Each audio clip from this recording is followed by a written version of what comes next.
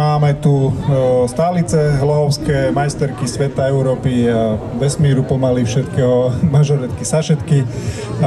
Saška, čo máte nové, aké úspechy, kde sa môžu prihlásiť, kedy trénujete? Môžeš v tejto chvíli porozprávať, čo len chceš a hlavne nám nezabudni povedať, čo nám tvoje dievčatá menšie a väčšie potom ukážu. Ďakujem veľmi pekne, takže ďakujeme za pozvanie, radi sme ozdobou tohto podujatia každý rok.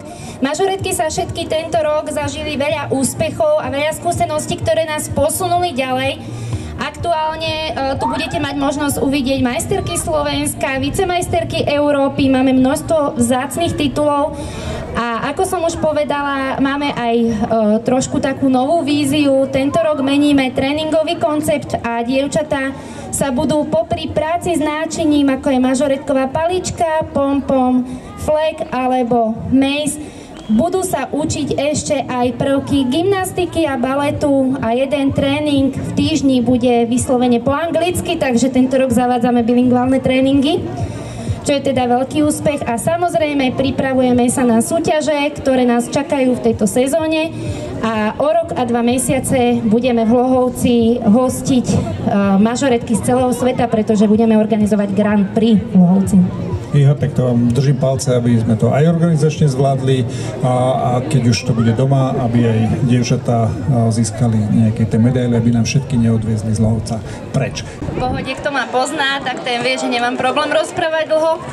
Takže dnes sa všetky predvedú sériu vystúpení, v ktorej sa predstavia mažoretky všetkých vekových kategórií, od najmladších detí, ktoré sú v týchto krásnych červeno-bielých kostýmčekoch, až po seniorky, takže deti, kadetky, juniorky a seniorky. Deti, ktoré budú tancovať prvý tanec, tak sú teraz aktuálne najmladšími dievčatami v klube Sašetky, čo sa však už o pár dní zmení, pretože tento rok poprvýkrát Sašetky prijímajú deti už od veku 2 rokov, takže budeme mať už aj tanečnú prípravku, kde bude taká všeobecná tanečná príprava detí od 2 do 4 rokov, tak ak máte tancu chtivé dieťatko, kľudne ho privedte do Sašetiek v stredu od 5. do 6.